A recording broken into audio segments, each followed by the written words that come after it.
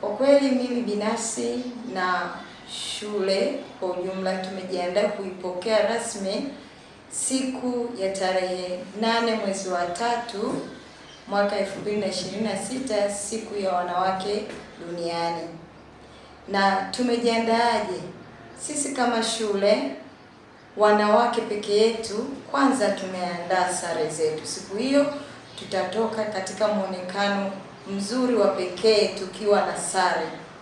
Lakini pamoja na hayo, tumejiandaa kushiriki na wanawake wenzetu sehemu ambao tutakuwa tumeelekezwa kukutana kwa pamoja ili kujengewa uwezo wa kusimama sisi kama wanawake, kwa sababu mwanamke ndiyo nguzo ya taifa.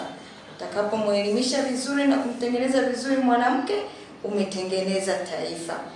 Lakini pamoja na hayo, baada ya kujengewa uwezo, tumejiandaa kwa tafrija fupi, mimi na walimu wa kike ambao wapo Bwana Sekondari. Tutatoka nje ya shule kidogo, tuambiane mawili matatu na kupata chakula ambacho ni tofauti na siku nyingine tunapokuwa katika familia zetu.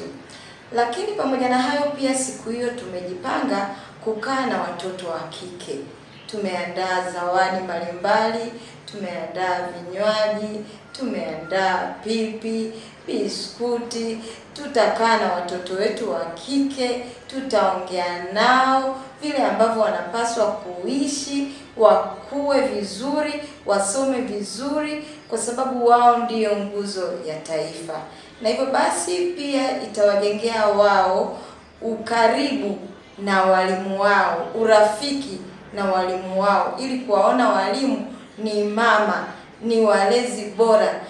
Na siku hiyo ina maana tutaonyesha upendo, tofauti na tunavyokuwa madarasani pengine tunaadhibiana kwa sababu hatujafanya homework, sisi tumefeli mitihani. Lakini siku hiyo tunapata nafasi ya kuongea nao sasa kama mama, kama mabinti zetu, kuongea nao namna gani wanaweza kuishi ili kuweza kujikwamua huko mbele kiuchumi, na pia namna gani wanaweza kuwa mama bora katika taifa hili la Tanzania.